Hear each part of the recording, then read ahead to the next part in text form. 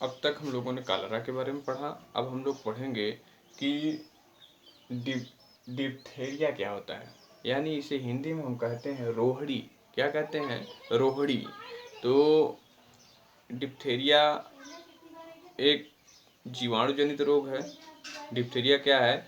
जीवाणु जनित रोग है जो ज़्यादातर 3 साल से 5 साल तक के बच्चों में होता है। डिप्थेरिया किसे प्रभावित करती है? 3 साल से 5 साल तक के बच्चों को प्रभावित करती है। इसके पैथोजन है कारिनोबैक्टीरियम। कौन पैथोजन है? कारिनेबैक्टीरियम डिप्थेरी। कारिनेबैक्टीरियम डिप्थेरी इसके क्या हैं? पैथोजन हैं। कारिनेबैक्टीरियम डिप्थेरी इसके क्या हैं? पैथोजन हैं यानी जनक हैं। अगर इसकी वाहक की बात करें, वेक्टर की बात करें, ये कैसे फैलता है, इसका माध्यम क्या होता है, तो इनका इन्फेक्शन जो होता है किसी माध्यम से और नहीं बल्कि नेचुरल प्रकृति से होता है, यानी एयर से होता है, हवा से होता है। किससे होता है? इनका जो इन्फेक्शन होता है किससे होता है? हवा से होता है।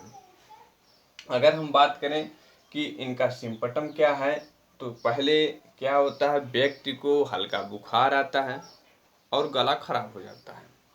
व्यक्ति को पहले क्या होता है? हल्का बुखार होता है, गला खराब होता है। बाद में गले में क्या होता है?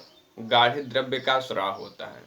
गाढ़े द्रव्य का स्राव होता है और गाढ़ा द्रव्य कुछ समय पश्चात ट्रीटमेंट न चलने पर यह सूख जाता है। क्या हो जाता है? सूख जाता है। यानी ट्रीटमेंट न चलने पर गाढ़ा पदार्थ, गाढ़ा द्रव्य जो निकलता है गले में, वो क्या हो जाता है? सूख जाता है। सूखने के कारण गले में एक रिगिड मेम्ब्रेन बन जाती है, एक आवरण बन जाता है, एक झिल्ली बन जाता है, जिसके कारण हमारा जो सांस लेने की क्रिया विधि है पूर्णतः बंधित हो जाती है, यानी वायु अंदर नहीं जा सकता और व्यक्ति की मृत्यु हो जाती है। इसके बचाव के लिए इसे टीके पे, वैक्सीन पे ध्यान देना चाहिए। यानी किशोरावस्था में ही, यानी सही समय पर इसका टीका हमें लगवाना अति आवश्यक होता है। यानी डीपीटी का टीका लगता है। किसका टीका लगता है? डीपीटी का टीका लगता है। ये बहुत घातक रोग है। यह जो है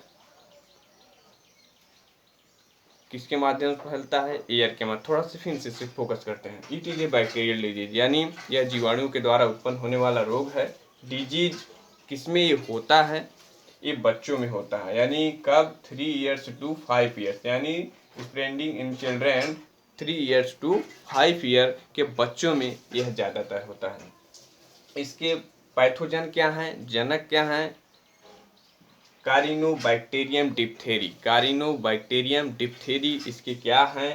पैथोजन हैं, जनक हैं।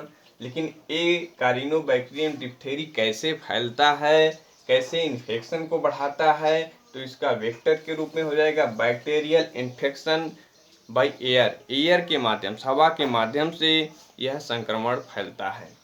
अगर बात करें इनके लक्षण क्या होते हैं, इनके सिम्पटम क्या होते हैं, तो सिम्पटम क्या होते हैं कि पहले व्यक्ति में क्या आता है? इंटेंटली द पेटेंट, यानी शुरुआत में रोगी को क्या आता है? फीवर आता है, बुखार आता है, एंड सोर द थ्रॉट, और गला खराब हो जाता है, और गला खराब हो जाता है।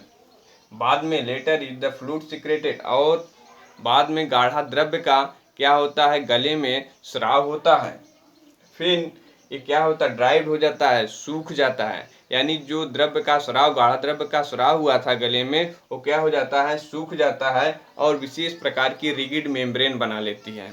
यानी गले में एक ऐसा मेम्ब्रेन जो झिल्ली जैसे बबल बनाना होता है उस हिसाब से क्या करता है? बना लेता है, जिससे हवा पूर्णतः वाइंड अप, यानी पूर्णतः व्यक्ति हवा से वंचित हो जाता है, यानी श्वसन की क्रिया बाधित हो जाती है। कुछ समय पश्चात रोगी की क्या हो जाती है? मृत्यु हो जाती है।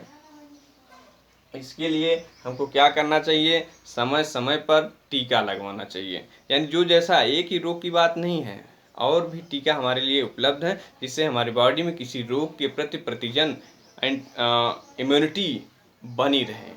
ताकि हम रोगों से आसानी से लड़ लें। इसलिए टीकाकरण सरकार करवाती है ताकि बच्चों में किसी भी प्रकार का रोग उत्पन्न न हो या बाद में भी ना रोग उत्पन्न हो। पोलियो का टीका, डिप्थीरिया का टीका, चेचक का टीका, तमाम प्रकार के टीका लग रहे हैं। उसे हमें उस पर ध्यान देना चाहिए, लोगों को जागरूक भी करना चाहिए ताकि भविष्य में हम उस रोग से लड़ने की क्षमता रखें। ये शायद आपको समझ में आया हो। अब आज जीवाणु जनित रोग यानी विषाणु जनित खत्म हो गया और जीवाणु जनित खत्म हो गया।